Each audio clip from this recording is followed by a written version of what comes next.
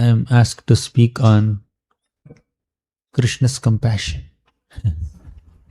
especially referring to the shloka from the 3rd canto of Srimad Bhagavatam. Aho bakiyam stanakala kutam.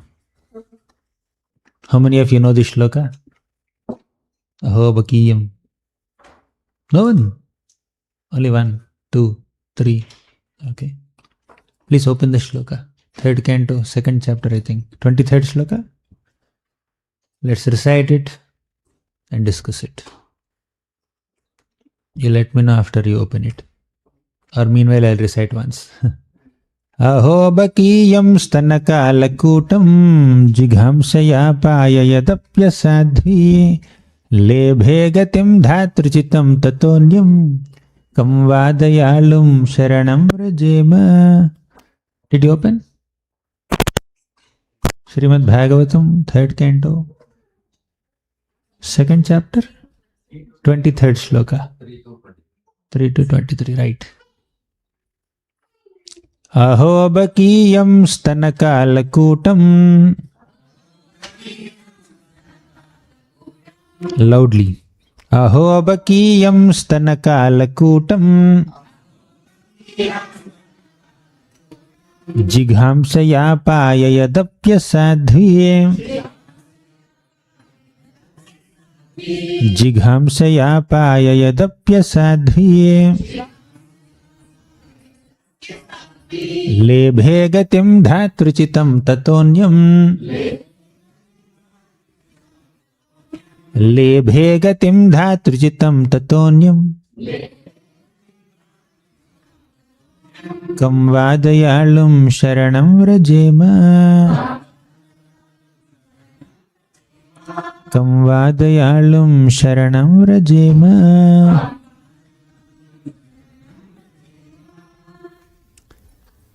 The context is like this. Uddhava is on his way to Badrikashram. Krishna, just before departing from this earthly planet, he taught Uddhava a long section of philosophical teachings in Srimad Bhagavatam. And those philosophical teachings are called Uddhava Gita. And after teaching Uddhava Gita to Uddhava, Krishna instructed Uddhava to go to Badrikashram and give his teachings to the sages in Badrikashram. Then Uddhava is on his way to Badrikashram. Meanwhile, he met Vidura on his way. And what is Vidura's background? Before Kurukshetra battle, once Vidura met Dhritarashtra and said, Dhritarashtra, your son is sin personified, Duryodhan. He took away all the property of the Pandavas through illegal means. Sa esha dosha purusha dvidaste grahan pravishtoyam apatyamatya. Your son hates the Supreme Personality of Godhead Krishna. Your son is the hater of Vaishnavas. He is a great Vaishnava Paradhi. Get rid of your son and give the rightful share of the kingdom to the Pandavas. Then only your dynasty will be saved. Your kingdom will be saved. So in this way, Vidura gave some good advice to Dhritarashtra. And as usual, Dhritarashtra is silent. He wouldn't listen to Vidura's advice. He is just silent. Meanwhile, Duryodhan came there. Duryodhan became so furious. Who asked the son of this maid servant, Dasi Putra, to come and advise us against our own interests and supporting the enemies, our enemies? As a remuneration for his lifelong service to the throne of Hastinapur, we leave the breath in his nostrils, but he cannot stay in Hastinapur. Get lost from our kingdom. With absolutely no respect, with absolutely no gratitude, Duryodhan banished Vidura. But Vidura saw it as a arrangement of the Lord. Oh, I have been banished. I have been removed from my service to the throne of Hastinapur. It's good. I don't have to get involved in this political affairs anymore. I can happily serve Krishna. I can go on a pilgrimage. I can go to different holy places. And I can serve the Lord. I can see the deities, various deities of the Lord installed in so many places. So Vidura took it as an arrangement of the Lord and he went on a pilgrimage. So Uddhava is on his way to Badrikashram and Vidura was in his pilgrimage. So both these two great souls met in the forest. Then Vidura, by this time Hastinapur, this Kurukshetra battle was over by this time. By this time even Krishna departed from this planet. So Vidura did not know all these things. He saw Uddhava and he said, Uddhava, you are coming from Dwarka? Wonderful, you must have seen Krishna. How are our relatives? How is Krishna? He is just asking so many questions to Uddhava.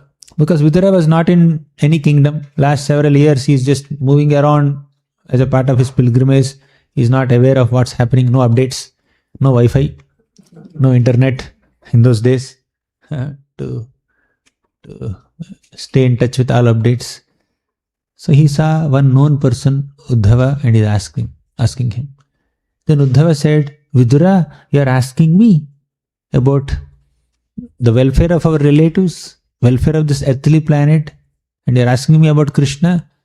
Krishna is the sun. He is like the sun, and the sun of Krishna has already disappeared. Means he concluded his earthly pastimes and he went back to the spiritual world. In his absence, what welfare can we expect for ourselves or for anyone? So Uddhava went into an ecstatic remembrance of Krishna. He started recollecting all the enchanting pastimes of Krishna that he performed since his appearance till his disappearance. Elaborate description. As a part of his recollection of Krishna's qualities and pastimes, Vidura speaks this shloka. Beautiful. That's the context. We have not begun the class yet. This is a prelude. I'm just giving the context of this text. And who is speaking this text to whom? Vidura. Uddhava is speaking to Vidura. So Uddhava says, Krishna is extremely merciful. Aho bakiyam stanakalakutam jighamsaya payayadapya sadhviye lebhe gatim dhatruchitam tatonyam kam vadayalum sharanam vrajema.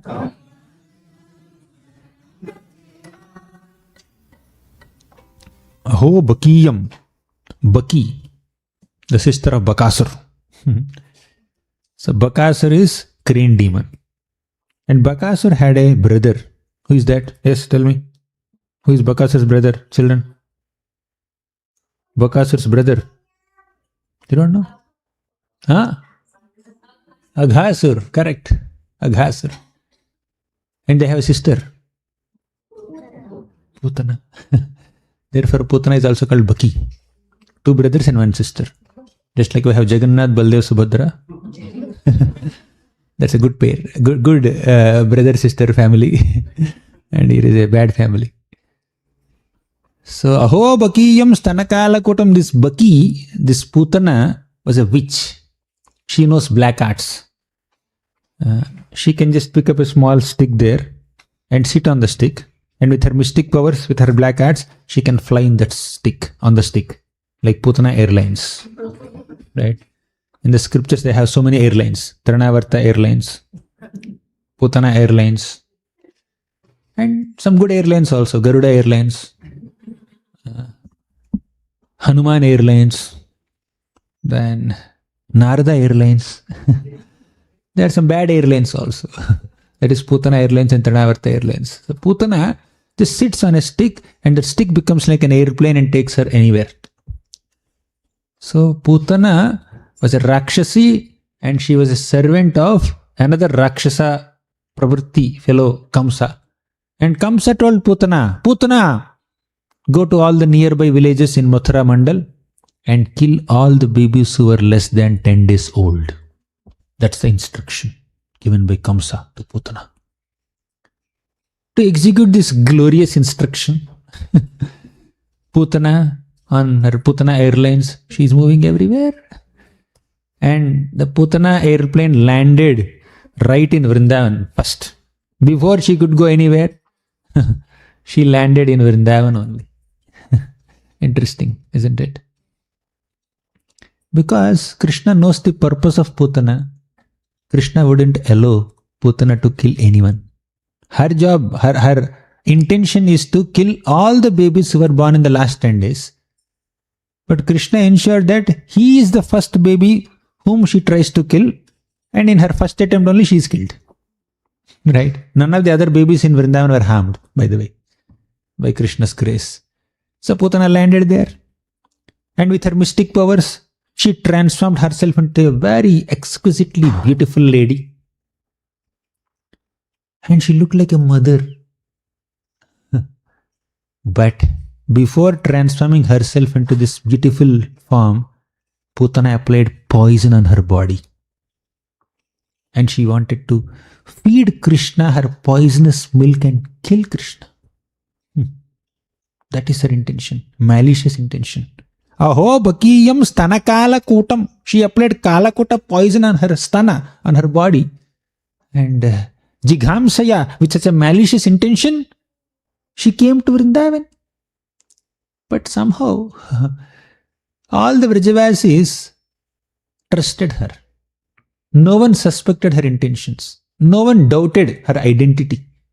Everyone thought that she is such a beautiful celestial lady. It's our great fortune that she came to Gokul Mahavan. Maybe she came to bless all the babies here. None of them, out of their innocence, they don't know that she came to kill all the babies, not bless all the babies.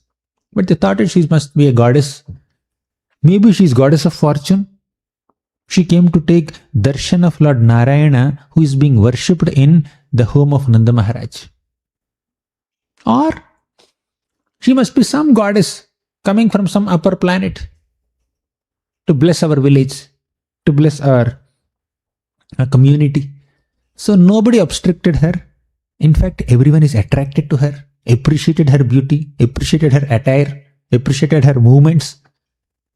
And she eventually, with a nice lotus in her hands, twirling that lotus, she eventually came to the home of Nanda Maharaj. Nanda Maharaj was not there at that time. Where was Nanda Maharaj? He went to Mathura city to pay taxes to Kamsa. Nanda Maharaj and other prominent cowhead men were not there. So they all are out of station. They are traveling. So when Nanda Maharaj was not there, only Rohini Mata and Yashoda Mata were there in Nanda Maharaj's home, along with Krishna, baby Krishna. So this Putana came and entered Nanda Maharaj's home. Suddenly when a stranger comes into your home, you will ask, right? Who are you? Where did you come from? Whom do you want? Kya hai? Kaun chahiye? But nobody is asking. Even Yashoda Mata is not stopping Putana. Rohini Mata was not stopping Putana. When Putana entered the home and entered into the inner chambers of the home, directly went into that room where Krishna is lying, 3-day-old Krishna is lying in a cradle. And she's picking up Krishna into her lap, into her arms. Which mother will allow her infant child to be touched by a stranger like this? But these two mothers, Rohini and Yashoda, they were not stopping Putana. They allowed Putana to touch Krishna. Not only touch Krishna, keep Krishna in her arms, in her lap. And also they were seeing that she's about to feed her milk to baby Krishna. Then also Yashoda Mata did not stop. Rohini Mata did not stop. Which mother will allow her infant child to be fed by another stranger woman.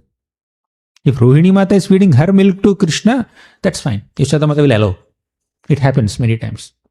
Sometimes Yashoda feeds her milk to Balaram, and Rohini Mata feeds her milk to Krishna. That happens. These are like two mothers of two children. They exchange their babies. They take care of both babies nicely. But Putana is somewhere else. Putana is someone else who came there as a stranger, but Yashoda Mata is not stopping her. Rohini Mata is not stopping her. They both trusted her. And none of the Vrajavasis are stopping Putana. Why did this happen? Was Putana's bewildering potency so powerful that she can overpower even Vrajavasis, Krishna's eternal associates? How can the eternal associates of Krishna, the Gokulvasis, be bewildered by the magical spell of a witch, of a Rakshasi who knows black arts? Can the pure devotees of Krishna, can the Nitya Siddha devotees of Krishna, can the Nitya Parshada devotees of Krishna, can the Vrajavasis be under the illusion of some witch, of some Rakshasi? Is that possible at all? But it became possible. The answer is, the explanation given by the Acharyas is, Putana's illusory potency did not bewilder the Vrajavasis. It is Krishna's Leela Shakti that bewildered them. The pastime potency of Krishna bewildered all the Vrajavasis, including Yashoda Mata and Rohini Mata, to be captivated by the magical spell of Putana, just so that the pastime can happen. And why did this pastime happen? Only to enhance the loving affection of Yashoda Mata towards Krishna. See, naturally all mothers love their children. But when the child is in some danger, when the child becomes sick, or when the child is in some trouble, the love of the parents for the child will increase unimaginably. Right? So Krishna allowed himself to be put in some danger through Putana. Putana is just a medium. And he made Yashoda Mata and Nanda Maharaj, Yashoda Mata and Rohini Mata to become anxious, so that their love for Krishna increases. So that's the mood. So Krishna was lying there as a small baby, and Putana picked up Krishna. And she started feeding her milk to Krishna. Aho bakiyam stanakalakutam jighamsaya payayadapya sadhvi. Apayayad api asadhvi. Although she is an asadhvi, she is an unchaste lady. She has no integrity. She was a pakka hypocrite. She came only to cheat and deceive. And Krishna is about to expose her deception. But at this moment, Krishna allowed her to feed him her milk. And she thought, oh, this child is very obedient. He's coming into my lap, not crying, very submissively accepting my milk. This is the last time he will be drinking milk. She thought like that. But Krishna is thinking, this is the last time she will be giving milk. Right? She cannot give her poisonous milk to any other baby. This is the last time. Final. I'm the last one. Krishna closed his eyes. And he was invoking Lord Shiva. Shiva, please come here. Because drinking poison is not my job. It's your job. Right? And your wife also have given permission for it. My wife never gave a permission to drink poison. Right? During the Samudra Manthan Leela, when the Devatas and the demons were churning the milk ocean, poison came out. Then Krishna diverted all the Devatas to go to Shiva. And they are all offering obeisances and prayers to Lord Shiva. And Shiva asked Parvati, shall I go and drink some poison? Which wife will give permission to her husband to drink poison? But Parvati gave. You can go and drink poison, no problem. Not that she doesn't love him. She loves him. She loves him more than her life. But she gave her permission to Shiva for two reasons. Number one, she knows the heart of Lord Shiva. She knows the mood of Lord Shiva. Even if she says no, he doesn't listen. Why he doesn't listen? Because he's compassionate. He's extremely compassionate. Shiva's heart is filled with compassion. He cannot see anyone undergoing some trouble. Tapyante lokatapena sadhavaha prayasho janaha paramaradhanam tadbhi purushasya akhilatmanaha. Tapyante lokatapena. Whenever people are in some trouble, compassionate personalities like Lord Shiva cannot tolerate their pain. They undergo tremendous amount of distress or inconvenience to relieve others from their inconvenience. That is the nature of Lord Shiva and people like Lord Shiva. So Mother Parvati knows this mood of Lord Shiva. Secondly, she knows the power of Lord Shiva. Even if my husband drinks poison, nothing will happen. You want a third reason? Interesting. Mother Parvati was thinking, why my husband doesn't wear any ornaments? He is only wearing some snakes around his neck, a garland of skulls around his neck. You know why? Shiva wears a garland of bones and skulls. Anyone knows why he wears like that? We use this kind of garlands, very beautiful flower garlands. But Shiva's garland is made of skulls and bones.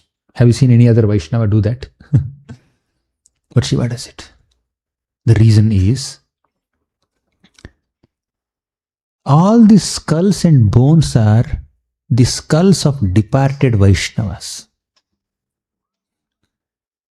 Everything that is connected to a Vaishnava is very pure and worshipable to the other Vaishnavas. And Shiva, being the foremost of all Vaishnavas, he respects all the Vaishnavas so much that he would even accept their skulls and wear them around their neck. When Vaishnavas depart, we pick up their paraphernalia, the dhoti that they used, or the handkerchief that they used, or the chair they used, or the bed they used. We preserve nicely. You see, Prabhupada's rooms are everywhere. In Ujjain, devotees have made a very beautiful place, keeping all the paraphernalia of Bhakti Charu Maharaj. Similarly, Gopal Krishna Goswami Maharaj. Like that. And very exalted personalities are there. Their tadiya, the articles that they used, are preserved so nicely, even by the next generation after their departure. But Shiva values the Vaishnavas so much that he would take their skulls and bones also and wear them as a garland around his neck. Parvati was thinking, he always wears skull garland, snake garland, no other necklaces, no other chokers, nothing. I want to see my husband wear a nice Nilamani, a blue sapphire necklace. And she had a desire, but she knows her desire cannot be fulfilled. But Lord Vishnu noted her desire. Vishnu is his brother, is her brother, right? So whenever a sister has a desire, it's the responsibility of the brother to fulfill that desire. If all the mothers here or sisters here have some brothers, you can go and demand, your brothers, you have to fulfill my desire now. So Vishnu thought, I must fulfill the desire of my sister. He arranged the Samudra Manthan episode. Let halahal poison come out. Let Shiva drink that poison, and let that poison make a beautiful bluish mark on Shiva's neck, and Parvati's desire to see some Nilamani, some blue necklace on Shiva's throat will be fulfilled. Permanent necklace. Shiva became Nilakantha. Anyways, Shiva is known for drinking poison. When Putana came to Nanda Maharaj's home and she was about to give her poisonous milk to Krishna, Krishna was invoking Shiva. Shiva, please come here. You are not different from me. So Shiva manifested there. And Shiva was drinking that poisonous milk. Just like when demons come, Krishna invokes his Vasudeva feature to kill the demons. When Putana comes with poisonous milk, he can invoke the presence of Lord Shiva also to drink that poisonous milk. Anyways. Jighamsaya payayadapya sadhvi. So this asadhvi, this witch who knows black arts, she was trying to feed her poisonous milk to Krishna. And Krishna was drinking that milk. Along with milk, he was drinking her life airs also. Initially, she was feeling very happy. Oh, finally I could finish. I could complete the instruction given to me by my master, Kamsa. This baby will die. But nothing is happening. Within a few moments, she could understand that he is not killing me. Sorry, I am not killing him. He is killing me. My life hairs are being sucked along with my milk. And she said, please don't drink my milk anymore. Leave me, child. Leave me. Chhod do mujhe. But Krishna is not leaving. When Krishna embraces you, will you say, leave me? Anyone here? Krishna comes and embraces you, tightly hugs you. You wouldn't say that, leave me. But Krishna is embracing Putana tightly. But Putana says, leave me. But Krishna is not leaving. Because Krishna is so desperate to offer mercy to Putana.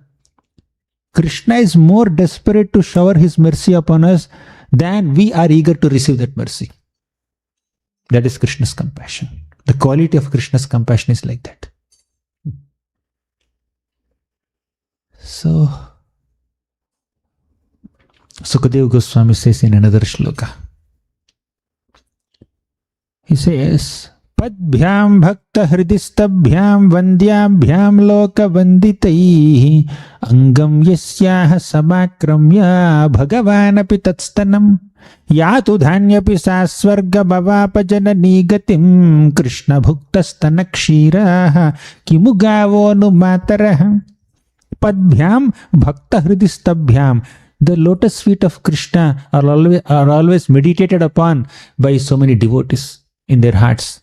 Padbhyam bhakta hridistabhyam. The devotees of Krishna keep the lotus feet of Krishna within their hearts and they constantly meditate on those lotus feet. Vandyabhyam loka vanditaihi. Even loka vanditaihi.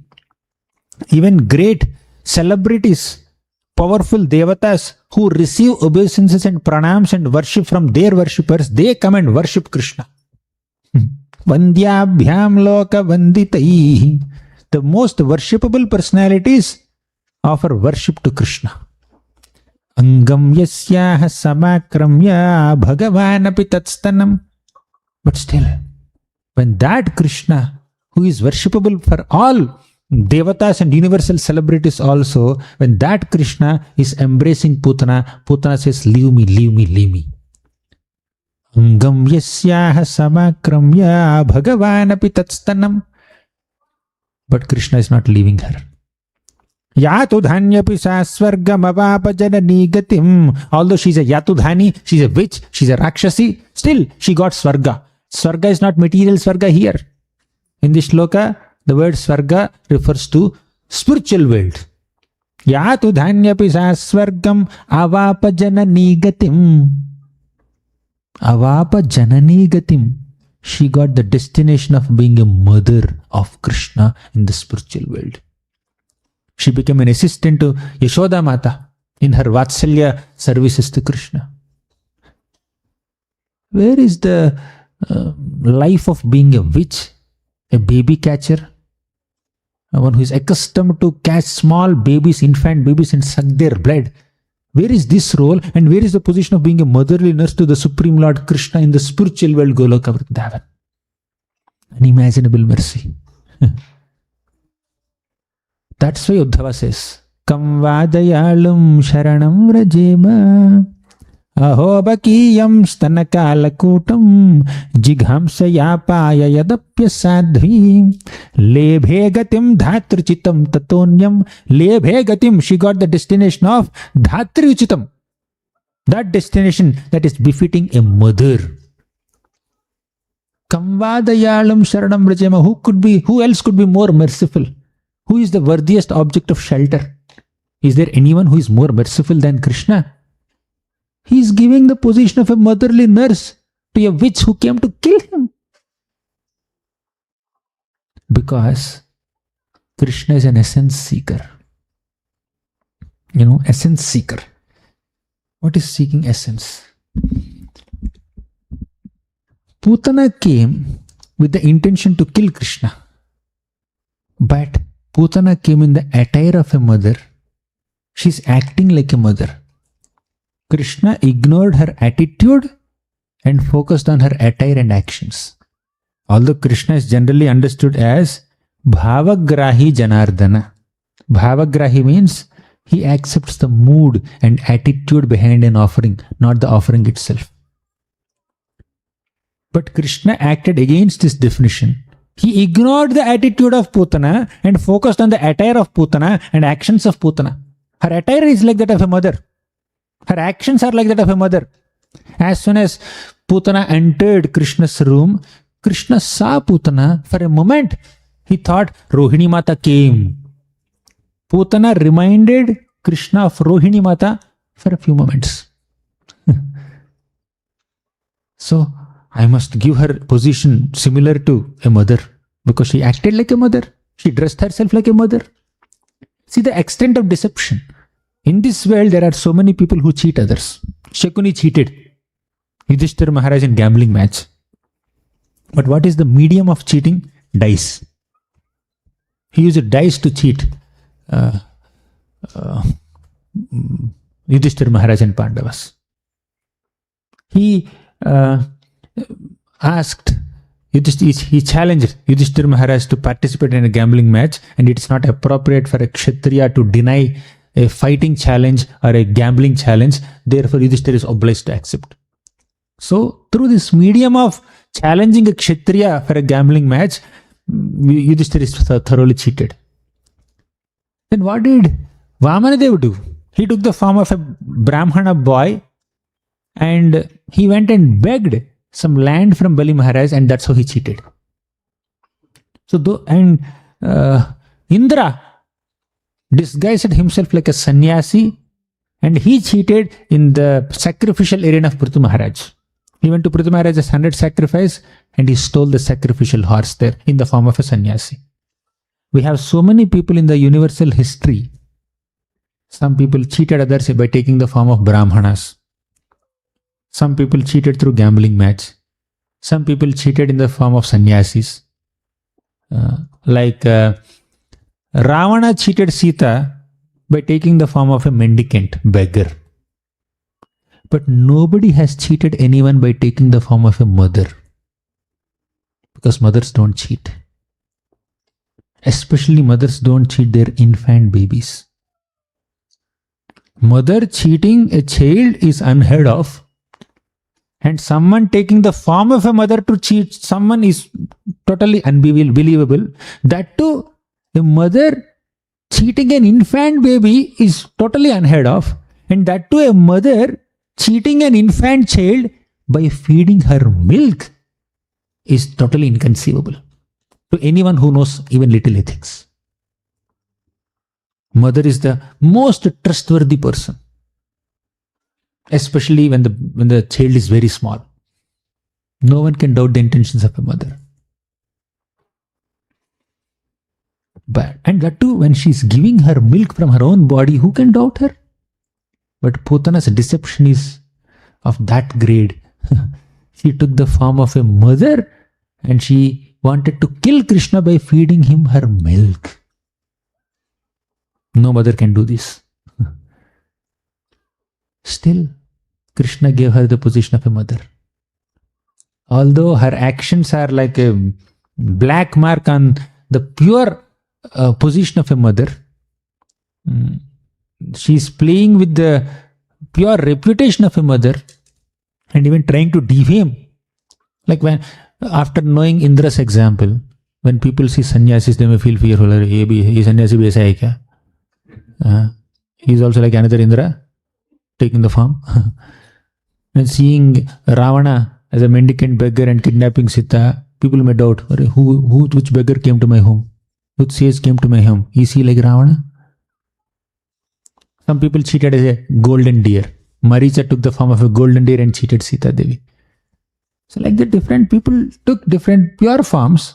They exploited the purity and good reputation and innocence of those forms, and they cheated. Like Vatsasur came in the form of an innocent calf. Nobody can doubt a calf. But Vatsasur was killed. He was a demon. Similarly, Arishtasur came in the form of a bull. Nobody can suspect a bull. So many demons appeared in trustworthy forms, innocent forms of animals or birds or human beings or mendicants and beggars and sannyasis, and cheated others, or cheated Krishna, or cheated Krishna's devotees. But no one has ever taken the form of a mother to cheat as infant child, that too by giving milk. Potana did it. It's the worst form of cheating. It's the most heinous, unimaginable form of deception. When someone has cheated to such a degree, the punishment they receive must be very severe, isn't it? But instead of receiving a severe punishment, he got the position of a mother in the spiritual world. The extent of cheating and deception is like really most degrading and very disgusting. But the extent of mercy that she received is unimaginable and inconceivable. It's a very different plane, highly transcendental plane. Krishna gave her entrance into Vatsalya Prem directly. Tam vadayalum sharanam vrajema. Who else could be more merciful than Krishna? No one else can be more merciful than Krishna. Whose shelter will you take then? You are looking for other gods? Oh, Krishna is not merciful, very strict. Let me find another god. But let me find another god. When people are desperately dependent on Krishna, this is what you need to remember and understand. You know Uttara? Uttara is the wife of Abhimanyu. And Abhimanyu, in his teens, he was killed ruthlessly on the battle of Kurukshetra. And at that time, Uttara, she was also very young and she was pregnant. She had all reason to blame Krishna. Krishna, you were there in the battle of Kurukshetra. You are the Supreme Personality of Godhead. Wherever you are, we have the ability to protect your devotees. When my mother-in-law, Draupadi, was being disrobed in that assembly of Kurus, Hastinapur assembly, you were sitting in Dwaraka and you came all the way from Dwaraka to Hastinapur assembly in the form of a long sari and saved the honor of my mother-in-law, Draupadi. But you could not save my husband's life. You were there in Kurukshetra only. You are not out of station. You are personally present, physically present in this battlefield, somewhere in another corner probably.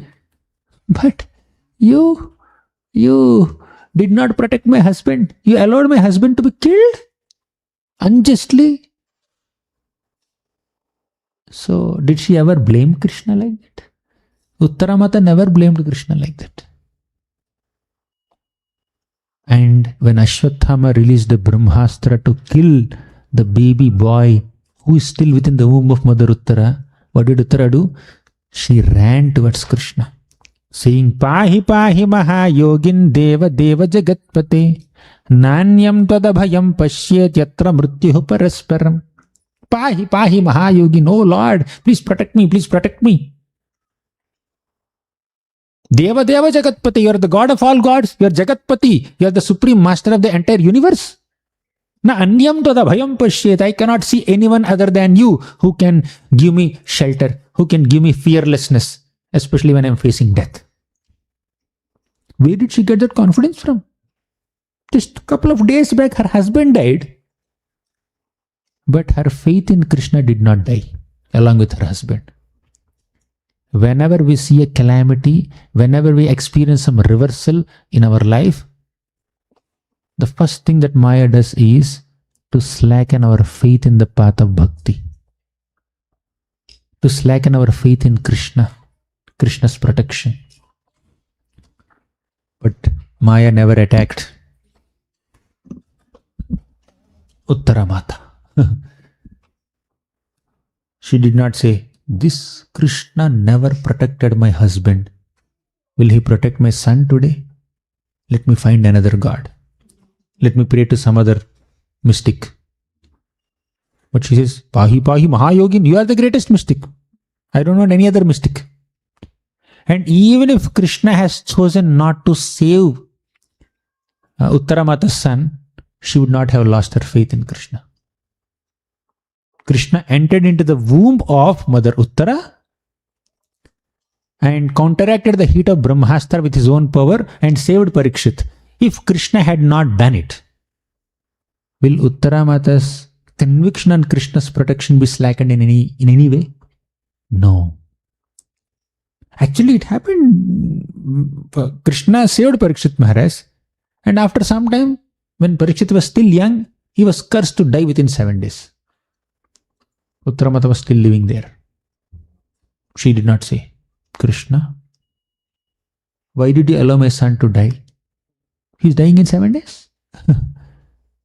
See, when Krishna protected Parikshit Maharaj from the heat of Brahmastra, Uttara Mata thanked Krishna.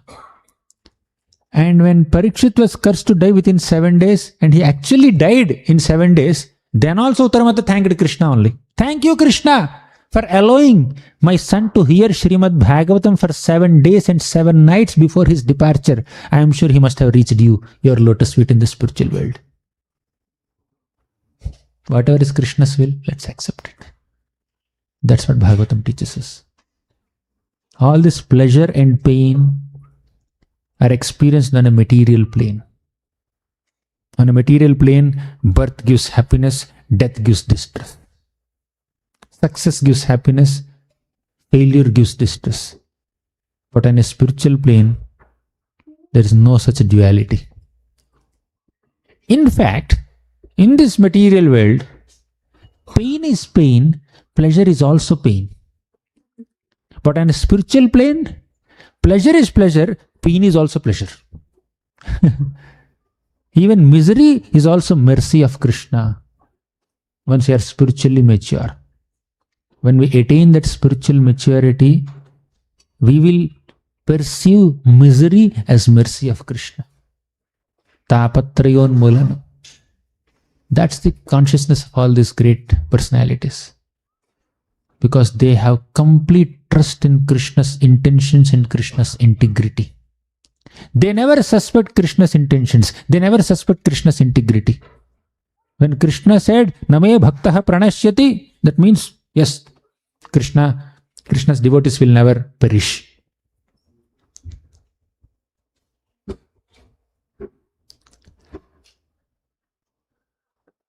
So, knowing these examples of unparalleled faith of pure devotees on Krishna's mercy, and witnessing this unparalleled mercy of Krishna on demons like Putana also, our faith in Krishna should increase.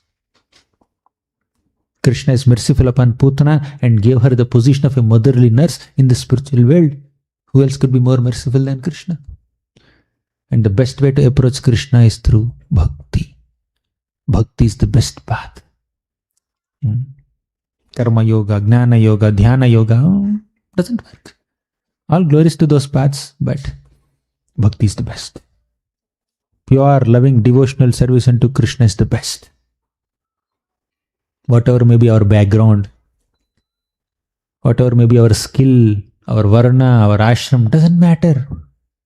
Prahlad Maharaj says, Manye dhana bhijana rupa tapashruto jahate jaha prabhava bala paurusha buddhi yoga naradhanaya hi bhavanti parasya pumso bhaktya tutosha bhagavan gajayuthapaya. Manye dhana abhijana rupa tapa shruta oja teja prabhava bala paurusha buddhi yoga. This 12 qualifications, material qualifications, are neither qualifications nor disqualifications for bhakti. Just because you're a wealthy multi-millionaire, that doesn't mean you get some extra mercy from Krishna. Just because you're a talented singer, that does not mean you get extra mercy of Krishna. Just because you're an eloquent speaker, that does not mean you get mercy of Krishna. Just because you have so many skills and scholarship and talents and resources and funds and you are expert in many things, that does not mean you get some extra mercy of Krishna. Krishna sees your heart. How much devotion does this person have towards me? Only that pleases Krishna. Bhaktya tutosha bhagavan gajayuthapaya. The Lord is pleased only with devotion. Not even with your gender, not even with your nationality, not even with your species also. Not with your age. Forget all these factors. Even species doesn't matter. Bhaktya tutosha bhagavan gajayuthapaya. Gaja.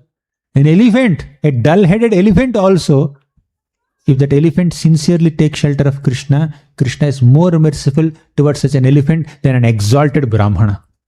Viprad vishadguna yutad aravindanabhat padaravinda vimukhat svapacham varishtham manye tadarpita manovachane hitartha pranam punati sakulam natu bhuri manah.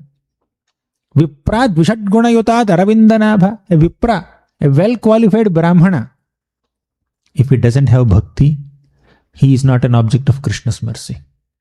On the other hand, one who is born in the dynasty of Chandalas, dog-eaters, also, if he has some bhakti, he is much better than that Brahmana, well-qualified Brahmana. One who is born in a Chandala dynasty, dog-eaters family, he is way better than a well-qualified Brahmana if he has bhakti, if he has devotion towards Krishna. That's how devotion is prioritized. Gajendra struggled to release himself from the jaws of crocodile for 1000 years. Nobody came to rescue him. All the elephant friends of Gajendra, they're standing on the shore, they're crying out of sympathy and empathy and compassion on Gajendra, but nobody has the ability to protect Gajendra. They had intention to save Gajendra, but no ability. And all the devatas sitting on the clouds and watching from balcony what's happening to Gajendra. This special match. We have seen cricket match, we have seen hockey match, we have seen so many wrestling matches, but we have never seen a fight between a crocodile and an elephant. They are watching the fun for 1000 years, celestial years. But nobody came to rescue Gajendra. They had the ability, but no intention. The elephant friends of Gajendra had intention to save him, but no ability to save him. But the devatas watching Gajendra, they had the ability to save Gajendra, but no intention to save Gajendra. Only Krishna had both, intention and ability to save Gajendra. Why? Gajendra is a devotee. Initially, Gajendra identified himself with the material body of an elephant, but eventually Gajendra identified himself as a devotee and offered sincere, humble prayers. Madrak prapanna pashupasha vimokshadaya muktaya bhuri karunaya namolayaya swamshena sarvatanu brahmanasi pratita pratyagdrishe bhagavate brihate namaste. Gajendra is offering this prayer, oh Lord, Pashupasha Vimokshanaya, please come and release me from this Pashupasha, from this bondage of this crocodile. Because only you have that compassion. Bhuri Karunaya, you are extremely compassionate to release me. Samsarambhasi sambhrita brahmabhare gambhirata patraya grahena bhigrihita mugragatina kroshantamantar bhayat Deeptrena adya sudarshanena vibudha klantichhida karina Chinta santati ruddha muddhara hare machitta dantishwaram. All of us are like that Gajendra. caught up in this samsara sagara. Samsarambhasi sambhrita brahma bhare gambhirata patrya. We are already in the ocean. We don't know swimming. The waves are tossing us. On top of it, a crocodile came and caught us. Where is the possibility of any escape? Only Lord Vishnu has to descend on the bank of Garuda and release his Sudarshan Chakra. Deeptrena adya sudarshanena vibudha klantichhida karina chinta santati ruddha muddhara hare chitta dantishwaram. Krishna, you please release your Sudarshan Chakra and cut the throat of this crocodile and save me. And who is that crocodile? In Gajendra's case, there's a crocodile, but in our case, crocodile is our own material mind. Our own distracted material mind, which is constantly thinking of sense gratification, sense enjoyment, lust, envy, pride.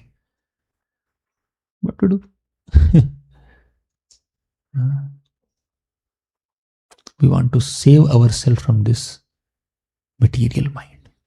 Chitta, Machitta Dantishwaram. This mind is so distracted, so degraded, carrying so many hundreds and thousands of material impressions. Say you are sitting in a great assembly of so many devotees. The ambience is so vibrant and spiritually surcharged with the presence of so many Vaishnavas and deities, and festival is going on. Even in such an ambience, mind thinks of some material thought, some lusty thought, some envious thought, some pride, some jealousy, some desire for prestige, fame. Krishna is being worshipped there. Somehow the mind desires self-worship. Why nobody is worshipping me? Everybody is busy with Krishna's worship. Why nobody is taking a mic and announcing my glories? I have done that service, na? I distributed 2 Mahabig books. Today no announcement is made in Mangalarti in front of the deities. Right? When Krishna is being glorified, this material mind aspires for self-glorification in the association of hundreds of devotees. Some lusty thought, some envious thought. My God. So we need to pray to Krishna. Krishna, please purify this material mind. You are extremely merciful. You showed mercy on Putana. Kamva dayalum sharanam brajam. Who else could be more merciful than you? You showed mercy on Putana. My mind is like Putana. Putana is like compared to a pseudo guru. What does a pseudo guru do? Apparently he looks like guru. A nice, wonderful, mature spiritual guide. But he only deceives us, misguides us. Putana is also like that. Apparently looks like a beautiful, trustworthy, compassionate mother, but she came to kill the babies. And Putana is also compared to this distracted material mind, which acts like a pseudo guru. Mind diverts us. Intelligence is saying, you should chant Hare Krishna. Because intelligence has studied the scriptures. But the mind says, no, you should watch reels on Instagram. The spiritual intelligence is, let the movement of her hand be like this, finger be like this. But the material mind says, no, my finger will be like this. Spiritual intelligence suggests downward movement. Material mind suggests upward movement. Like this. Like this, like this, like this. What to do? And somehow intelligence makes an alliance with mind. They come together and they decide, let's do both together. Right? We can simultaneously do. Mind is also satisfied, intelligence is also satisfied. Right? Hand is counting mala, and what will this hand do? This hand is idle. You should occupy yourself completely. All senses must be engaged. I will see only spiritual reels. I will see reels on chanting, how to chant Hare Krishna while chanting. So, that distracted material mind is like Putana. Don't trust Putana. But Please understand, Krishna can purify Putana also. When we pray to Krishna, Krishna can purify our dirty, distracted material mind also. Never give up hope. With the touch of Krishna, Putana became so purified that when her body was cut into small pieces by all these strong gopas, and when all the pieces are made into a big pile and they lit that fire, they wanted to burn the dead body of Putana. But that smoke emanating from the burning dead body of Putana was like agaru, was like musk, was so fragrant that this fragrance went miles and miles away from where the body is being burnt. It's a spiritual fragrance. By the touch of Krishna's body, Krishna's lips, Putana's body became completely purified. If the dead body is so purified, what to speak of the purification of the soul? Putana loka balagni rakshasi rudhirashana jighamsayapi haraye stanam datvapa sadgatim. Although she is loka balagni, she is accustomed to kill small babies. Rakshasi, rudhirashana, always thirsty for blood of infant babies. Jighamsayapi haraye stanam datvapa sadgatim. By offering her milk to Krishna, she became completely purified. She got sadgati. She attained the motherly position in the spiritual world. What to speak of these ladies, the gopis, motherly gopis who lovingly fed their milk to Krishna in the Brahma Vimohana Leela. Padbhyam bhakta hridistabhyam vandyabhyam loka vanditaihi angam yasyaha samakramya bhagavanapi tatstanam yatu dhanyapi sasvargam avapa janani gatim Krishna bhuktasthana kshiraha kimugavo numataraha. Krishna bhuktasthana kshiraha. What to speak of all these ladies, the gopis of Vrindavan, who gave their kshira, stana kshira, milk from their own bodies to Krishna. And all, what to speak of all the cows who gave milk to Krishna from their own udders, with love, with affection, not with poison, not with any malicious intention, with great eagerness. They gave their milk to Krishna. What to speak of them? What kind of position will they get?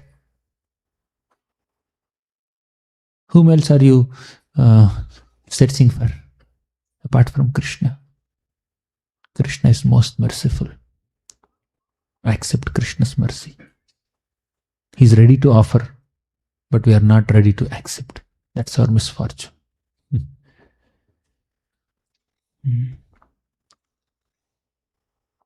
How merciful Krishna is.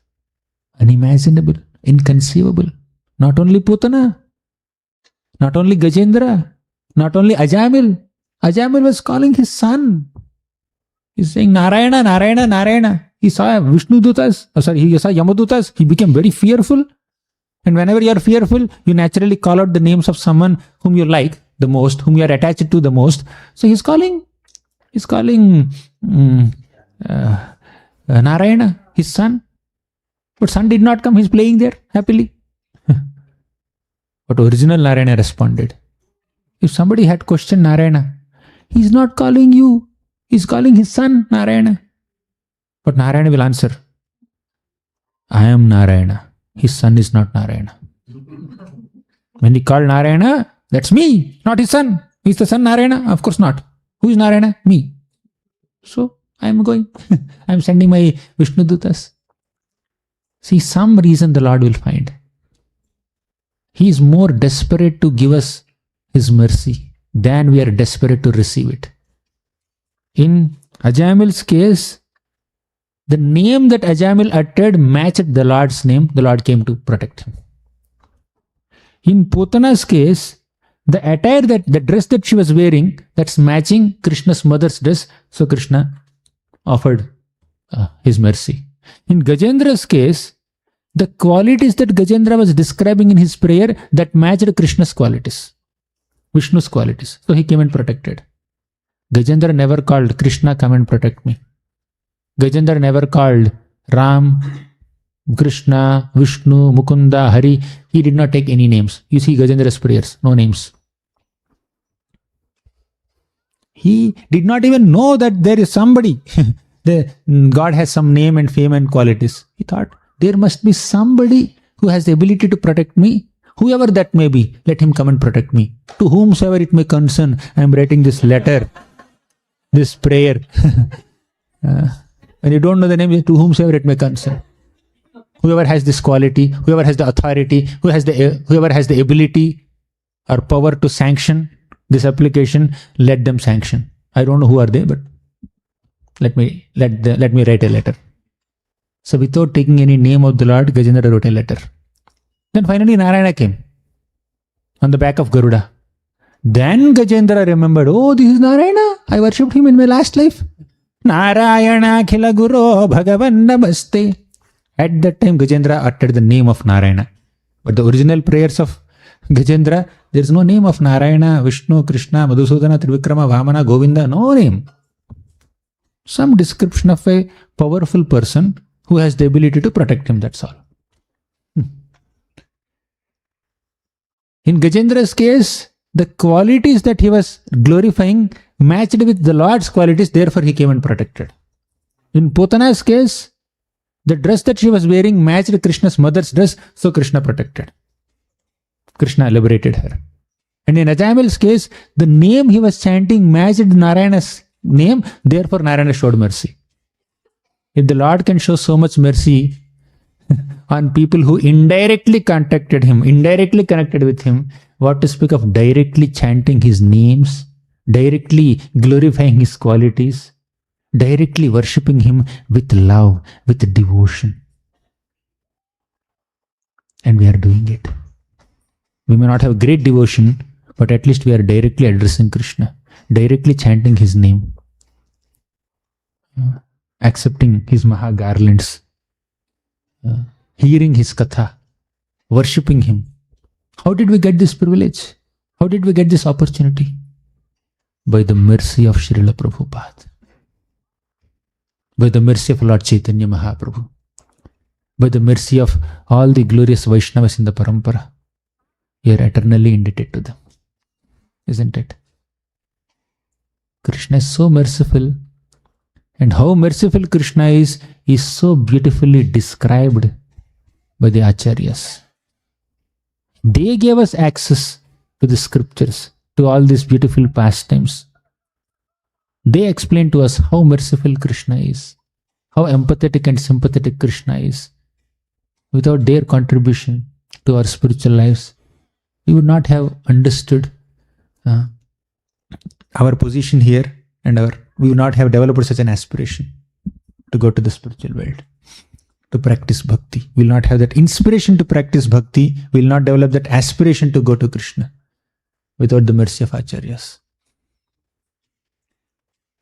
I'll conclude here. What's the time now? 6:30. You are speaking a lie. I thought you'll only ask strong questions. I can go on, no problem. But anyone has any questions?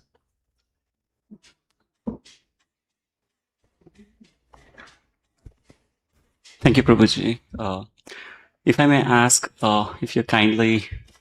I was told devotees will have more questions because this is last day. Yeah, I would like to hear a couple more pastimes. One is how Shukadeva Goswami, in his previous life, that he, something in relation with Lord Shiva that he heard, Bhagavatam, I don't know how. Anything that we discussed today? Anything based on what we discussed today, today's theme? Let's prioritize such questions. Yes, Mother, 2, 3. There is one more devotee there. Oh, any questions? Good, I ended little early. Yes, you can pass on the mic. You are holding the mic with you only. Yes, Prabhu. Hare Krishna, Prabhu. Prabhu, when you were saying Krishna is very merciful, there was a question running in my mind. How do we not take that mercy for granted? Like sometimes I see myself personally that, okay, let me not get up early tomorrow because Krishna is very merciful. Mahaprabhu is there. Prabhupada is there. So how do I get out of that mentality? Is because Mahaprabhu has made it really easy for us. So how do I get out of this? Correct. You should regularly hear this shloka. Bahujanma kare yadi shravana kirtan tabuna paibe Krishna pade premadhan. You know this shloka? You memorize this. It's there in Chaitanya Charitamrita. The meaning of this shloka is Bahujanma kare yadi shravana kirtan. Even if you do shravanam and kirtanam for hundreds and thousands of lifetimes, you will not get Krishna prema. If there is offenses, if there is complacency. So when devotees are becoming very complacent and lazy in their practice of sadhana bhakti, we should speak such strict pastimes, strict shlokas. Like Bharat Maharaj went to Bhava stage because of his undue attachment to a deer. He got an animal's body in the next life. Then you will get up early in the morning. But when some devotee is very depressed, very demotivated, very discouraged, oh, I am so fallen, I am good for nothing, I did this mistake, I did that mistake, I broke some regulative principles, I spoke some lies, I did this, oh my God. When devotees are like that, then you tell, Krishna is very merciful upon Putana. At least you have not given him poisonous milk, right? You encourage such devotees by speaking Putana pastime, Ajamil pastime, Gajendra pastime. But if you are becoming little complacent, you speak Bharat Maharaj pastime, Bahujanma kare yadi shravana kirtan, right? The Shastra is like mother.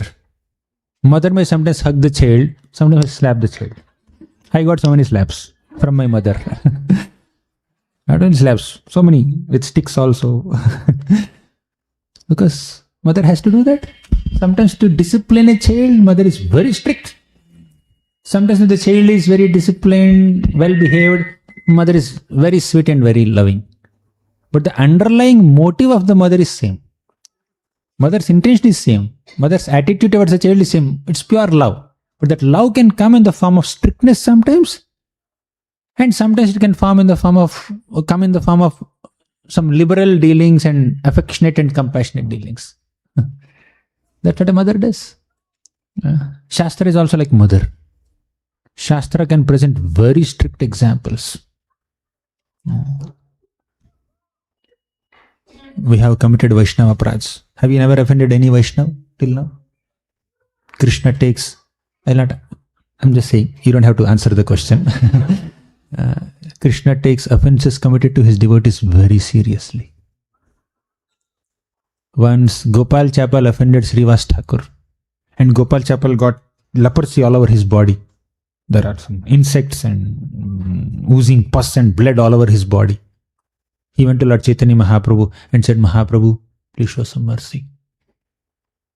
Then Mahaprabhu said, Are papi bhakta dveshi.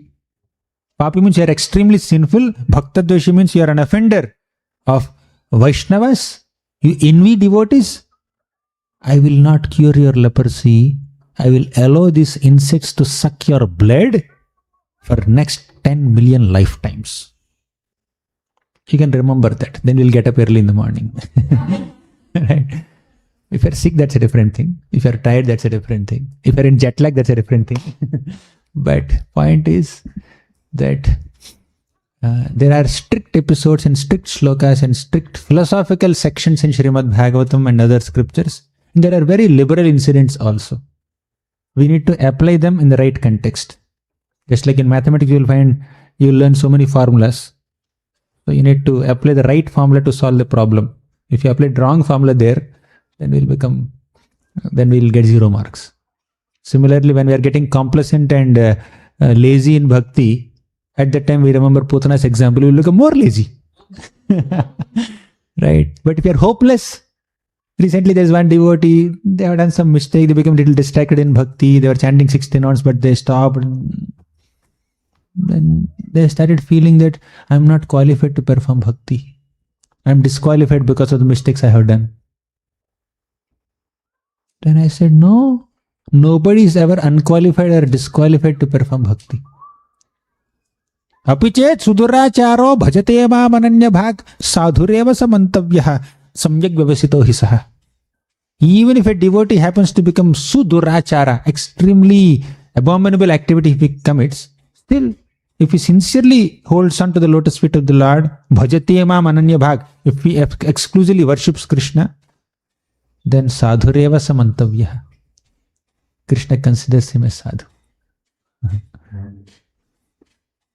So if Krishna is so merciful, so liberal, that should only give us hope. Aparadha sahasrani kriyante harnisammaya dasoham iti mam matva kshamasva madhusudana. Krishna, pratigna tava govinda name bhaktaha pranashyati iti samsmritya pranan sandharayatam yaham. Oh Krishna, oh Govinda, you have taken a vow that your devotee will never perish. Remembering that vow, I am surviving in life. But that remembrance of Krishna's merciful vow should not make us complacent. When we accidentally make some mistake, when we incidentally, unintentionally end up committing some mistake or offense, Krishna will forgive us. Krishna will not penalize us so much, or he will give a small token punishment. But when we deliberately commit a mistake, when we purposely make a mistake, especially when we intentionally, consciously offend a Vaishnava, Krishna will not forgive. Krishna will teach us a lesson. He is still kind only, compassionate only. But in that context, Krishna's compassion will take the form of a severe punishment. That's how he shows compassion. It's like mother's lap. Sometimes mother's lap, sometimes mother's slap. Right?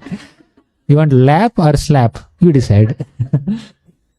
But both lap and slap are coming from a space of pure affection for the child only. Does it answer your question? Okay. Any other question?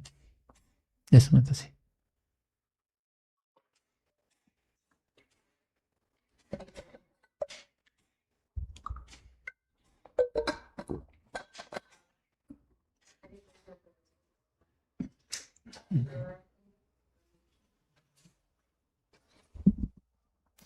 In the context of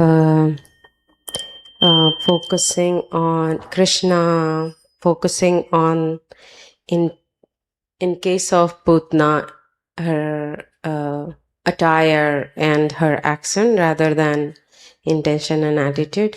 So he's a focus in most of the cases. He's focused on intention. So in the starting of anyone's bhakti path, everyone is almost having very less of intention but little drawn to Krishna. So there also some mercy is that way, like even if you are little drawn, even if you do not have intention to serve me from your bottom of your heart, still Krishna may give progress on the bhakti path. Yes. Is that true? We are still surviving in the path of bhakti because of two reasons. One, Maya is not taking us so seriously. देखते कितना करेगा. Number two, Krishna is being very merciful upon us. ठीक है, he has some inclination, some interest to perform bhakti. Let me encourage him. Let me give him more taste. But after some years, Krishna will give real test because he wants to boil the milk. He wants to thoroughly squeeze out all the anarthas from us. Even in our preaching also it's like that, na? When a new bhakta comes, you give him halwa, you give him khichdi, you encourage him. Even if he is chanting mala like this, चलेगा, कैसा भी कर सकते हैं. Right? You are more encouraging, you are more loving and caring. But when they come to the stage of initiation and then advance a bit more, then you expect strict standards from him. Right? He's coming 2, 3 years, 4 years. He says, recommend my name for initiation. You say, I think you need to wait for some more time.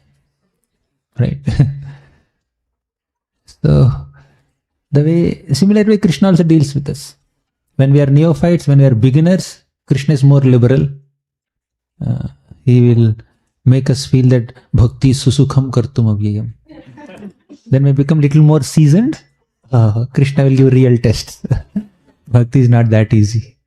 Even after 15 years or 20 years of chanting, still I am dozing off. Krishna, when will I get Krishna prema? If this is the quality of my chanting, we get doubts.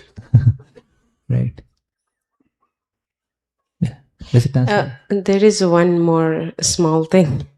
There was one in context of Gajendra, to whomsoever it may concern, and believing in some powerful someone powerful controlling the world. So the atheist or maybe the other religion people believe in something similar, but then there are a lot of if and buts and a lot of things. So how do you comprehend this? Like, how do the Krishna Bhakt, and they are different. They are kind of Gajendra, and Vaishnavas are kind of Prahlad Maharaj. In Gajendra's case, Gajendra performed bhakti in his past life. That background is there. And now he remembered a prayer that he has learnt in his past life. And as he is offering that prayer from past life memory, he is evolving in his understanding. And at one point, towards the end of his prayers, he says, "Oh Lord, even if you protect me from this crocodile, I would not continue to live in this body, this ignorant elephant body anymore. Now I am praying to you not to liberate me from this crocodile. I am praying to you to liberate me from this ignorance." That's how he evolved in his prayer. But as far as other people in this world are concerned, if they are just simply conscious of or aware of some power or some powerful person who has the ability to rescue them or protect them, if they do it with simple faith, with some honesty, genuinely, probably Krishna will eventually direct them to pure Vaishnavas. Right? We have seen many people who are searching for God without a clear direction, but they have some simple or sincere desire to know some higher truth. Eventually Krishna brought them in contact with devotees, and devotees further guided them. Right? When there is genuinity and sincerity to seek higher truth, Krishna will definitely guide us to the right guides. Dhruva Maharaj, he was only told that you worship Lord Vishnu, your desire will be fulfilled. Only to fulfill his material ambition, Dhruva Maharaj came out of home. He does not know Krishna's Nama Rupa Gondalila. He is not well read in scriptures. He is a 5-year-old kid. All he has in his heart is revengeful attitude towards his stepmother, Suruchi, envy towards his stepbrother, Uttama, and an ambition to attain a position superior to his great-grandfather Brahma because he was not allowed to sit on his father's throne. Only these three things are there in his heart. And a little information that if I worship Vishnu, I can fulfill my desires. That's all. He doesn't know anything more than that. But because he had this little desire to worship a higher power, even with a material desire, Krishna noticed it and he has sent Narada Muni to guide him.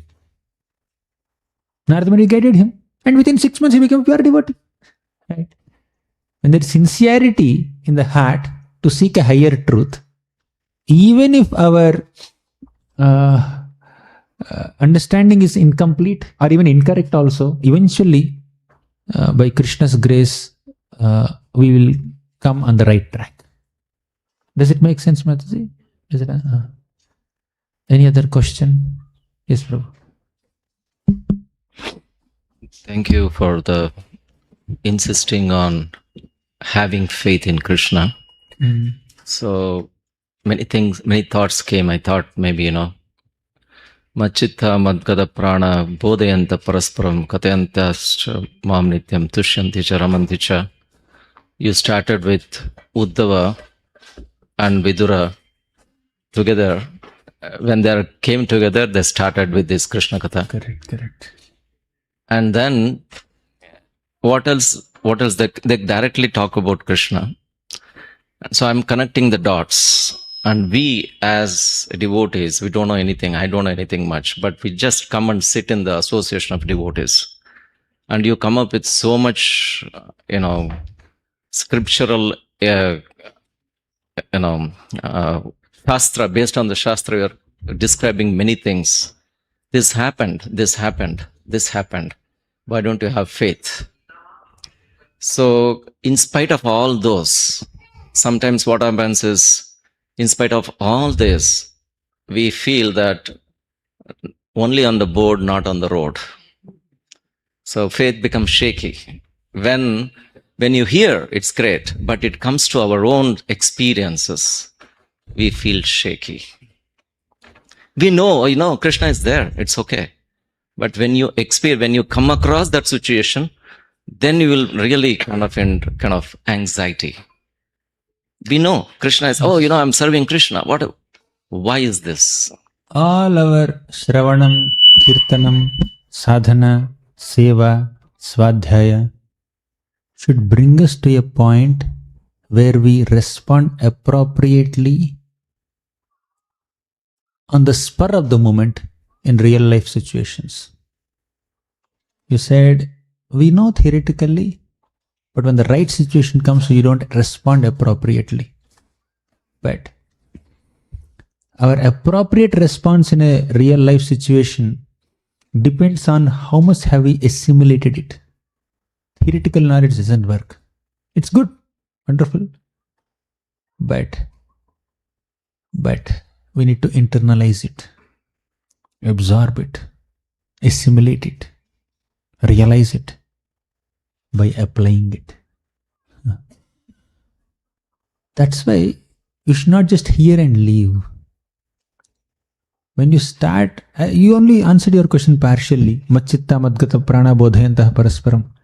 So when you start sharing with others what you have studied, what you have heard, you can internalize it more. By hearing, it has its own role to play. But when you start discussing with other devotees, you appreciated some philosophical point or some quality of Krishna. So that appreciation, if you start expressing it in front of other devotees, and you hear from them when they are expressing their appreciation for that philosophy or some Krishna's pastime, that will enhance your faith.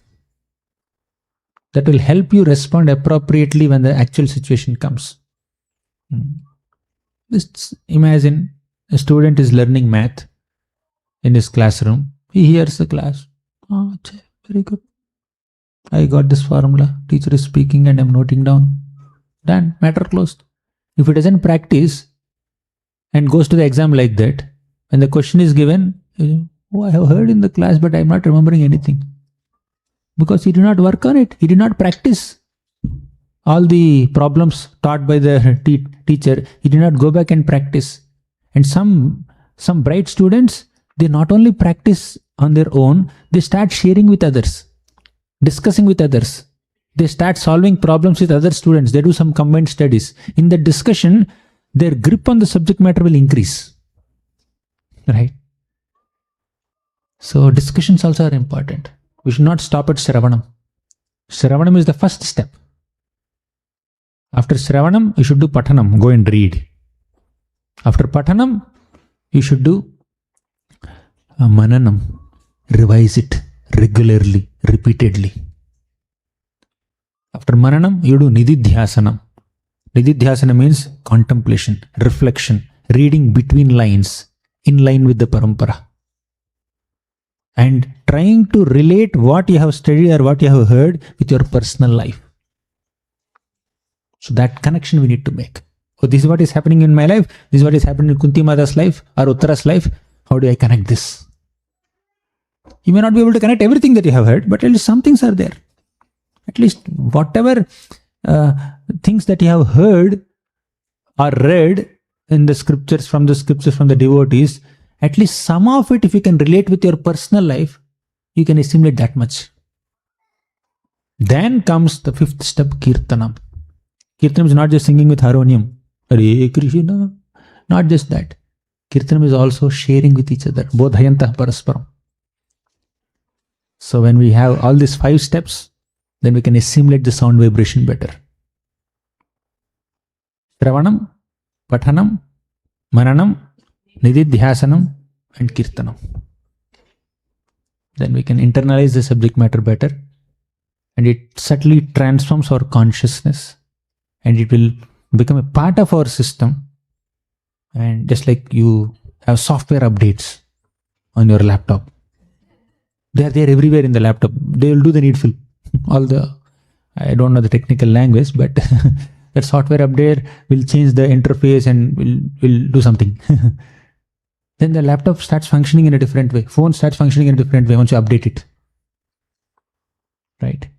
Similarly, once you follow all these 5 steps of learning a Shastra, then that Shastra is no more a theory. It becomes action.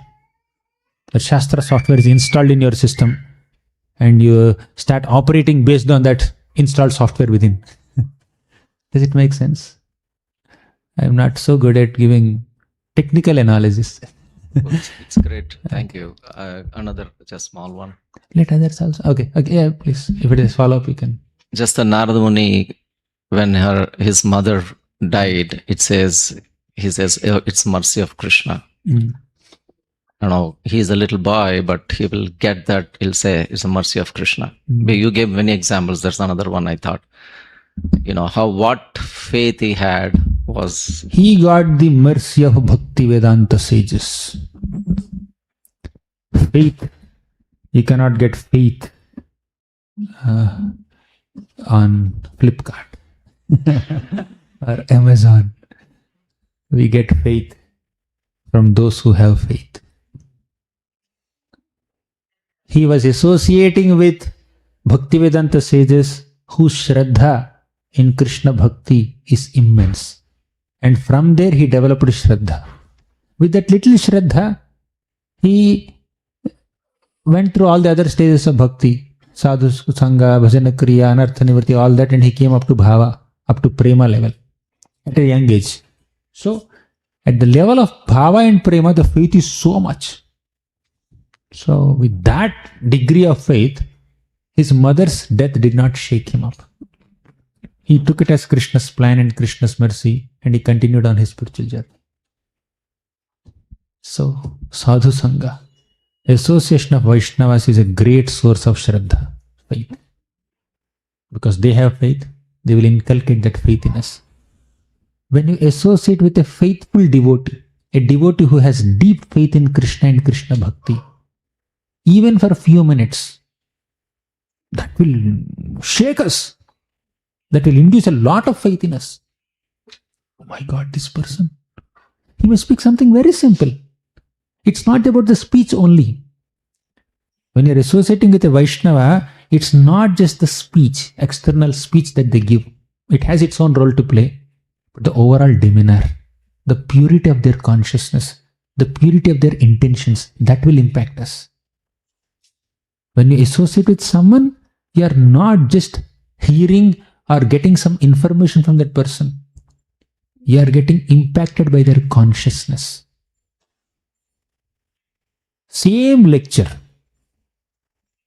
Take transcript of that same lecture and imitate the voice of the speaker also, and you speak it. But that will not have the same impact on the audience. It's not voice modulation.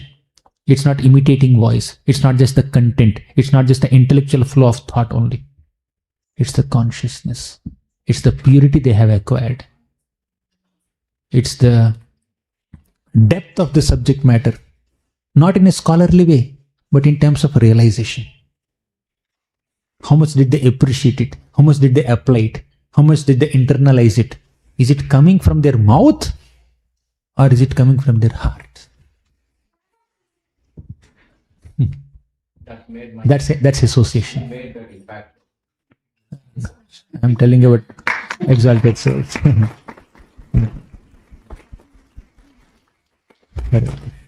Yes, Prabhu.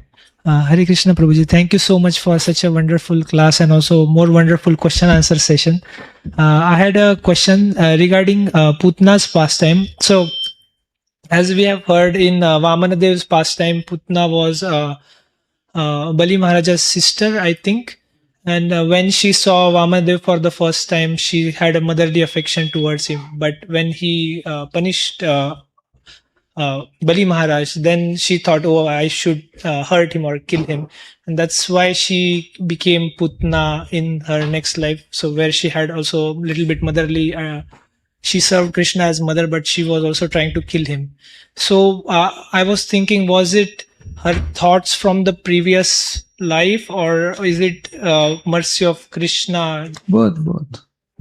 See, historically, some events must have happened. With our intellectual brain or analytical brain, if we focus only on the historical incidents, sometimes we may not be able to sufficiently appreciate the mercy factor there. And sometimes without seeing some background which acharyas are highlighting, if we focus only on the emotion factor, we may sometimes become sentimental also.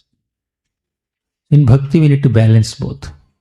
Yes, historical incidents are there, technical details are there, but more than them, they're important definitely, but more than them, Krishna's mercy is important.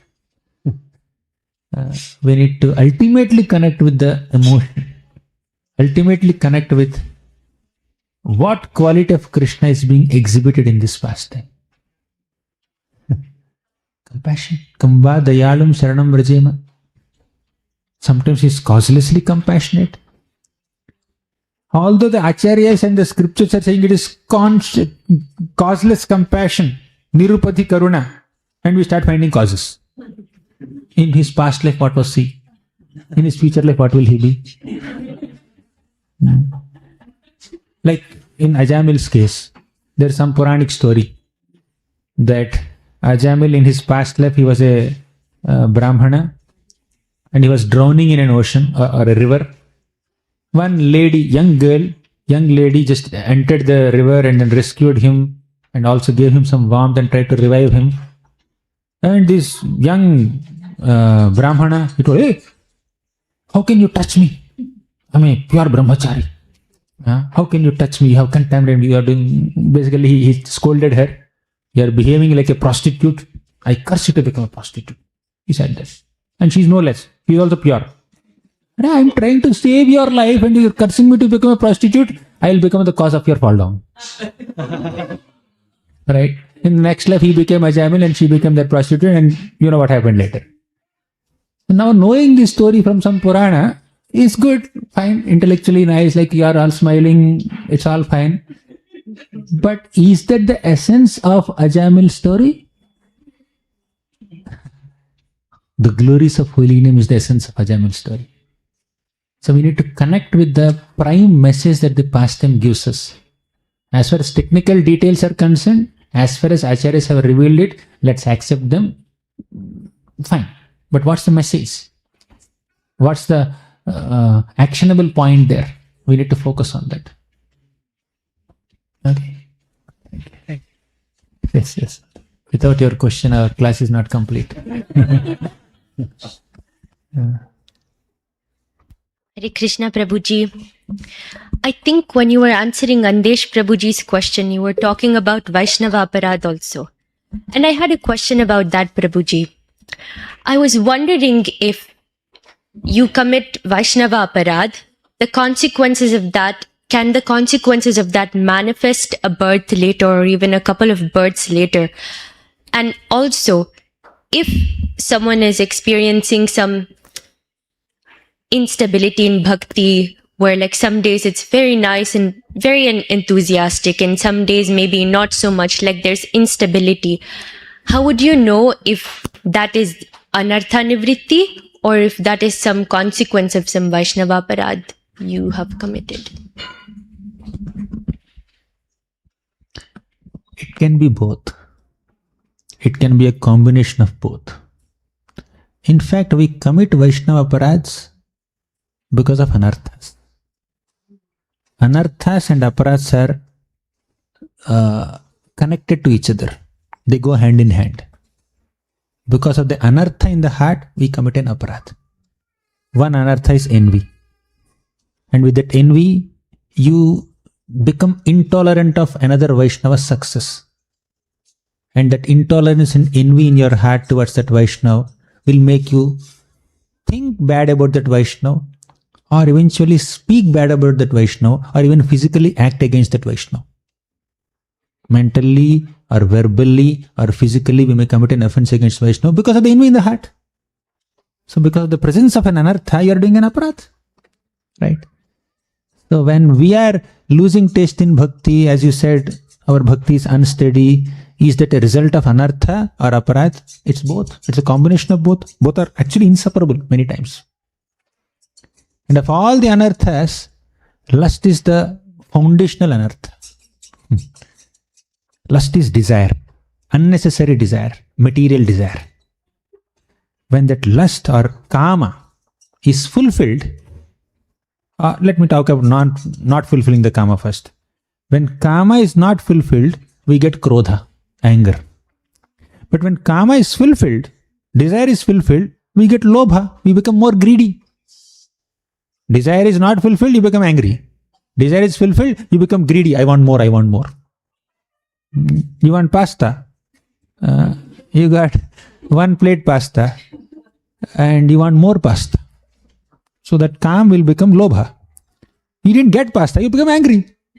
That unfulfilled kama will lead to krodha, and fulfilled kama leads to lobha. Right? Kama, krodha, lobha. All three are connected. Then what about mada, pride?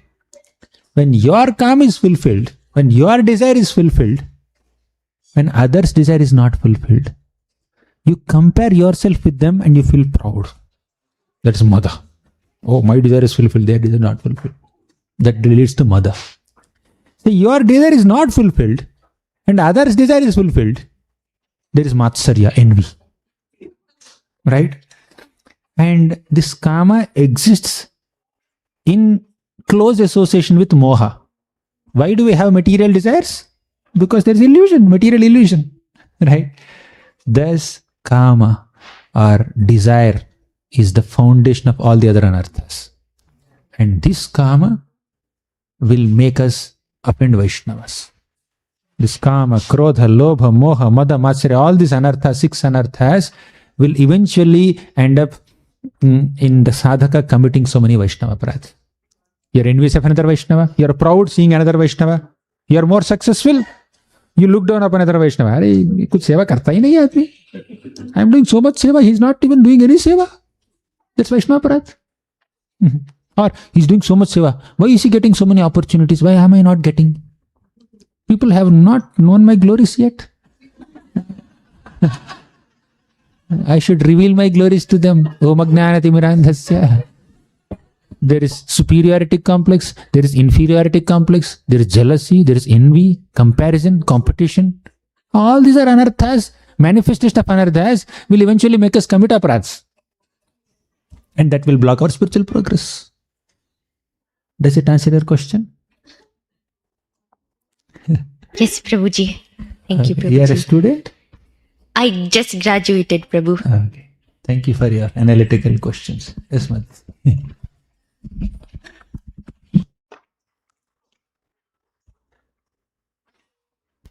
Hare Krishna, Prabhu. First, a comment. I want to really thank you for your class yesterday. My son and I had this ongoing debate about destiny and free will. And I've tried to explain him in so many ways. And he was So pasta and not upma, with pasta and upma worked. Okay. So She thank is the you. cause of pasta. Yeah. I'll predict Thank you it to goes see her. yes. And I have a question from today's class. You were explaining how you were comparing the material world and spiritual world, how in material world, pain is a pain, pleasure is also pain, and spiritual world, vice versa. So sometimes, so if you could just elaborate on that, the pleasure in material world is also pain. Because sometimes when things are Ye hi samsparshaja bhoga dukkhayone evate. Gita has all answers. Nateshu ramate buddha. Ye hi samsparshaja bhoga means when we try to bring our senses in contact with sense objects, there is pleasure. But that pleasure is not pleasure, it's pakka pain. Dukkhayonaya evate. Initially, we are so desperate to bring our senses in contact with sense objects to experience pleasure. And Krishna says that is Dukkhayoni, that's a womb of all pain. The very, like, simple. She may like pasta. She may eat one plate. She gets pleasure. But can you eat 10 plates of pasta? There is pleasure while eating. But when it goes after a certain threshold, that causes pain. Tremendous amount of pain. The more we indulge ourselves in sense enjoyment, that will cause more pain. It's like, say I have some itching sensation here. I take my nails and scratch. Right. I get some relief. Wow, amazing. When I take my hand out, it starts itching again. Oh, let me scratch. Then you get some relief. Take off your hand, again it will start itching. The more you scratch, the more you find relief. But something else is happening parallelly. The more I'm scratching, the more infection is increasing. The skin is getting puffy. The skin is getting red. Already it's becoming red now. The skin is becoming more reddish and reddish. And if it is little infectious, I scratch here, it comes here. I scratch it, it will go there. I will scratch it, it will come here. It's spreading everywhere. So the little relief that you get by scratching, Kanduya nena karayo reva dukkha dukkham, Prahlad Maharaj says, the more you are scratching, the more you are finding relief or pleasure apparently, but it's causing more pain. You go to any doctor, say I have some itching sensation, nobody will say scratch 10 times in a day. Or scratch 20 times in a day, morning 10 times, afternoon 10 times, evening 10 times. If you don't have long, sharp nails, borrow nails from your friends and family members. Let them scratch. Group scratching 10. No doctor will give that permission. They give some ointment or tablet or something to. So, material pleasures are like that. Definitely that pleasure is pain. As long as it is within limits, that will give some pleasure. More than pleasure, it will make us survive. So pasta may give some pleasure to the tongue, but the tongue experiences that pleasure only for a moment. But real result of eating that pasta is nourishment. Body should be nourished. We should digest and body should get some strength. The main product is survival. A byproduct is some sense pleasure. If it crosses limits, it will become misery. Right? Make sense? Hare Krishna. Yes, Prabhu. Okay. Hare Krishna.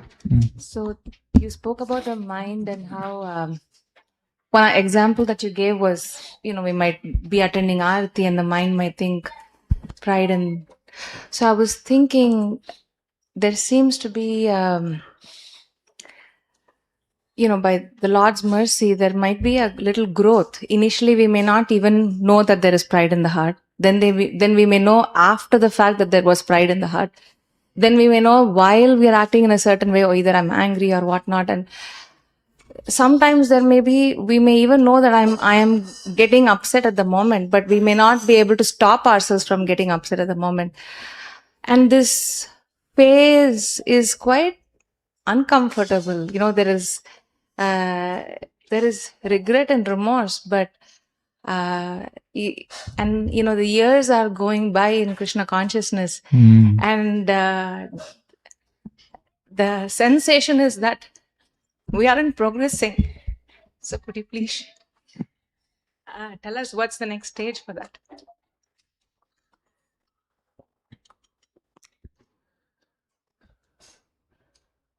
Sometimes a devotee may feel that I am still not responding to situations in an appropriate manner or an ideal manner. Still, I am becoming impulsive. not being rational. Still my anarthas are pulling me. Still I'm getting distracted. Still I'm not chanting with love. Such feelings appear in the heart of an honest devotee, and it could be out of humility. It could be sometimes reality also. Out of humility, devotee may feel that I am not sufficiently advancing, but it could be reality also.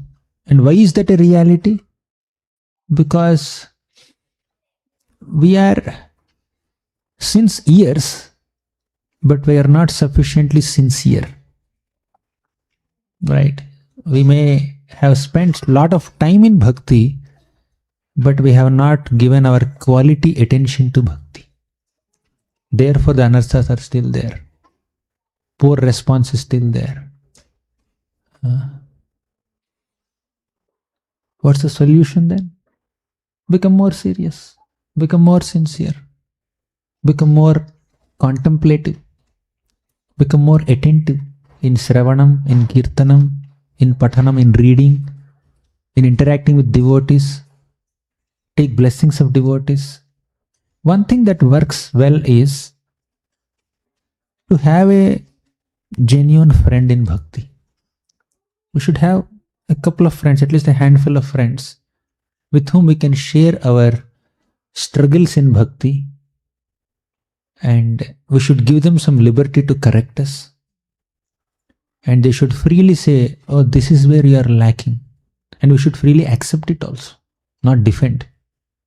Let's be thoroughly honest in front of at least a few people and share our shortcomings, share our struggles, and seek some guidance, seek some insight, seek some advice.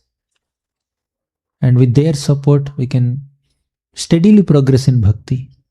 It will take some time. See, if we are not pure yet, that's not a very big problem. If we are not sincere, that's a major problem. At our sadhaka stage, Krishna doesn't expect purity from us, but he expects sincerity from us. Sincerity is more important than purity, because purity manifests after a long time, and that purity is a product of sincerity. So, am I sincerely following all the instructions given by my spiritual master? Instructions given by Srila Prabhupada? Or whatever I am able to follow, am I doing it to the best of my capacity? That we need to evaluate. Do some self-evaluation. Or take some peer review. Or take some guidance from someone who is superior, senior to you. So that way, we can get an insight on where we are lacking, and we can work on that area. Otherwise, years will pass, decades will pass. We kind of find a spiritual stagnancy. And we may even question ourselves, am I on the right path? Does it really work? Does Krishna consciousness work? Is there a better path? Sometimes we may get even such questions also. Or sometimes people may get midlife crisis. I wasted last 20 years chanting this mantra. Nothing happened to me. Kuch hua hi nahi. So, to avoid such confusions or questions, we need to time do some self-evaluation, take some guidance, and take some serious steps to become sincere. One more thing that can work is taking responsibility. We advance in bhakti to the degree we take responsibility in devotional service. Taking responsibility in Krishna's service means taking responsibility for our own spiritual growth. When we take up responsibilities and services, those responsible services will keep us engaged, keep us very busy in some Krishna conscious activity. And when we are finding some service more difficult to execute, then we become more prayerful, we become more desperate, we become more dependent. And that desperation, that dependence, that prayer will purify us. Then we can respond to situations more appropriately, hopefully. So we need to occupy our minds and our time sufficiently with responsible duties, responsible services under the umbrella of Krishna consciousness.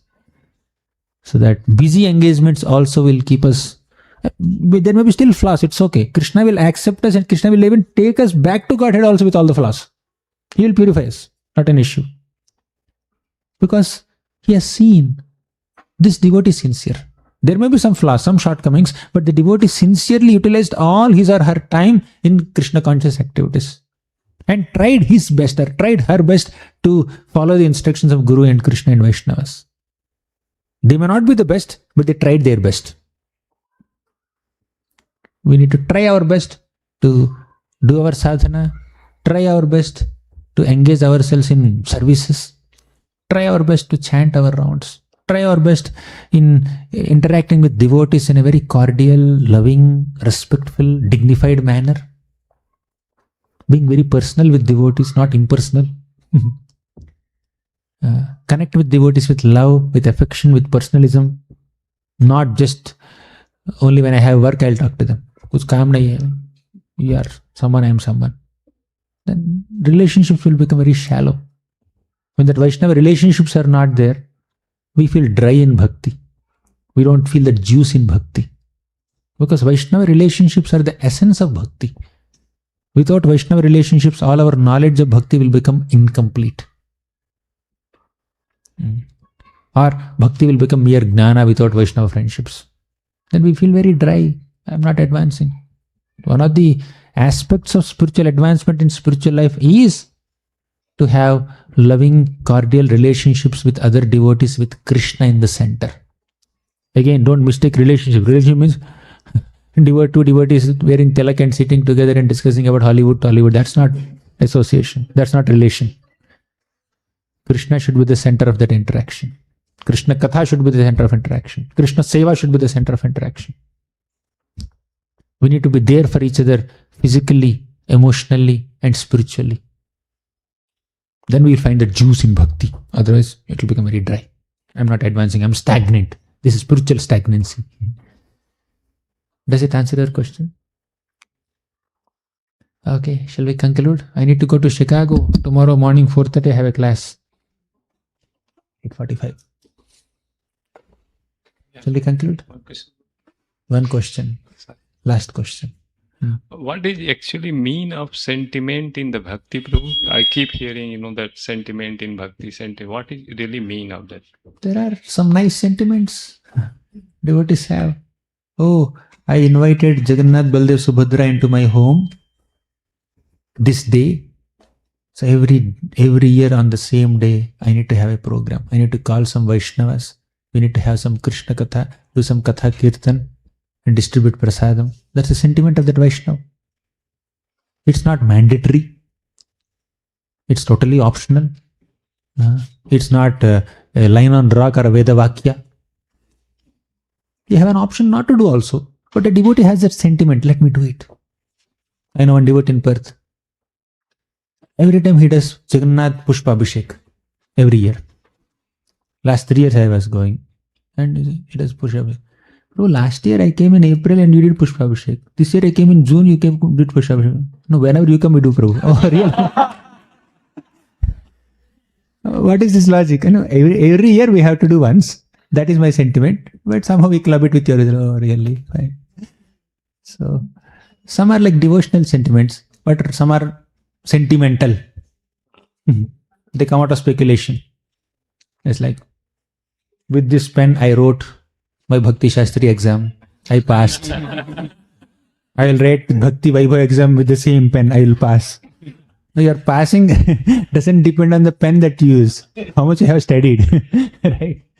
So some are like speculated, sentimental thoughts. Some are like genuine devotional sentiments centered on Krishna's service. That's fine. Okay. Thank you very much. Prabhupada ki jai.